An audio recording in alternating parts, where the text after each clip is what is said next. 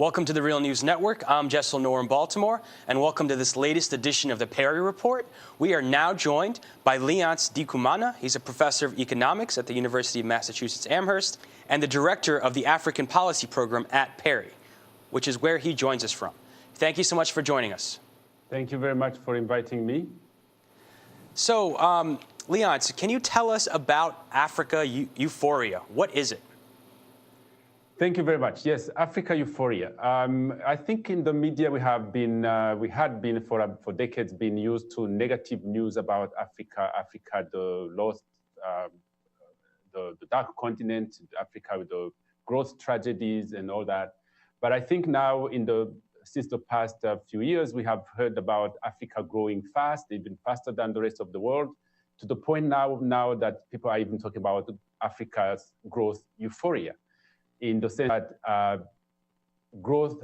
Africa is growing really fast, and some even claim that poverty is declining fast. They're talking about Africa's middle class emerging, and so that's where the concept of euphoria comes from. But what is peculiar with it is that the euphoria is more outside of Africa than in Africa. So if you went to any village in the continent, I'm not sure whether you'll find many people talking about growth euphoria.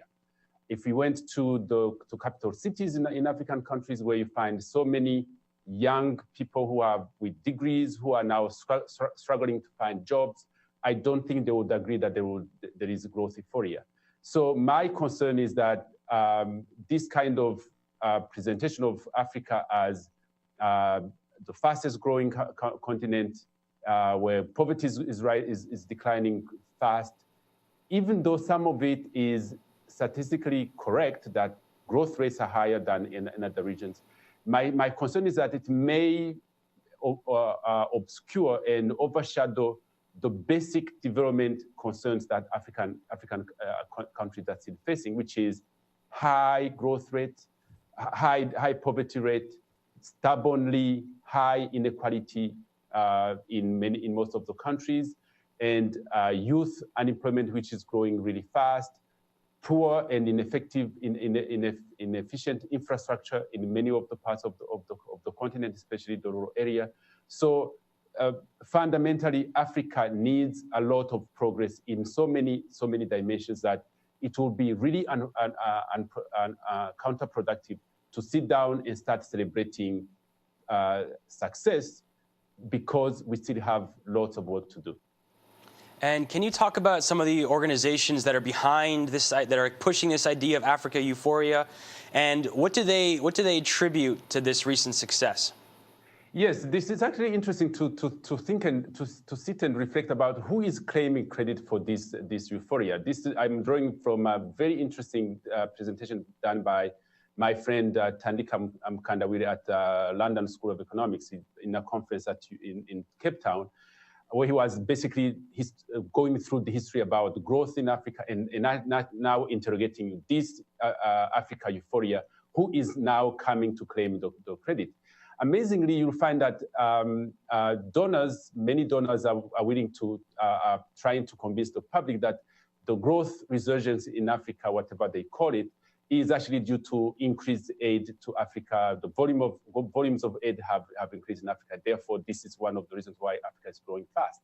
Now, the reality is that aid is a small fraction of the resources that Africa would need.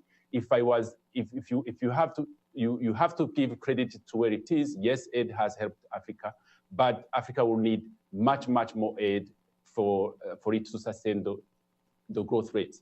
And then some people are even trying to say that what we see as high growth rates in African countries, improvement in macroeconomic fundamentals, is actually the result of the painful policies that were implemented in the 80s, which are referred to as structural adjustment programs, which produced basically no positive results, everybody would agree, including the Bretton Woods institutions, from their own evaluation, that these policies were poorly designed, poorly implemented, and did not produce any result. But still, some people would want to believe that the current results, positive results in Africa, are the effects of policies implemented in 20 years. Now, if you're going to sell a policy to anybody, telling them that the results will come 20 years, 25 years down the road, you'll have a hard time convincing them to adopt the policy.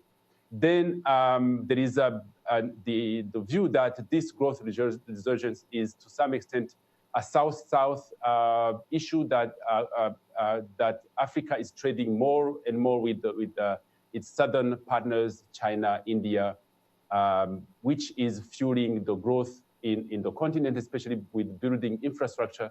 Again, this is partly true. We have seen a rise in investment from China, now even more from India and Brazil, Korea. And this has helped to bridge the financing gap, the infrastructure gap. But still, again, it is still not sufficient to meet the development needs of the continent. We need more of that, more expansion of African markets to really reach higher and sustained growth rate. But one thing that is not said enough is the credit to African governments themselves. Because if you look around, visibly, capacity in African governments has increased, capacity to design and implement policies. In fact, during the economic crisis, we saw that African countries were very good at intervening on time with the right policies to support domestic demand and so on. So, in fact, if the analysis is well done, you must give credit also to African governments for having learned to design better policies and intervene better during crisis. So should we sit down and celebrate success? No, there is still a lot of things to be done in terms of tailoring policies to alleviating poverty, increasing employment. And one of the things that African countries need to do more is adopt and endorse a more flexible approach to economic policies and really move away from the policies of the 80s, which were straight-jacketed, one-size-fits-all, which produced bad results. So every country needs to adopt its own strategy that meets its own needs, that's built on its own capacity and endowment, so that you can build more competitive economies, more diversified economies, where the goals of policy are macroeconomic policies, sectoral policies are actually real development goals, not just nominal goals. And of course, Africa is a continent with massive natural resources. So, as you're saying, if just economic policies were put into place, there's no reason why this entire continent should not be prosperous. Exactly. I think you're right in saying that looking at the vast resources that African countries possess, there is no reason why they should not reach higher and sustained growth. But one of the reasons is that they have not utilized these resources effectively.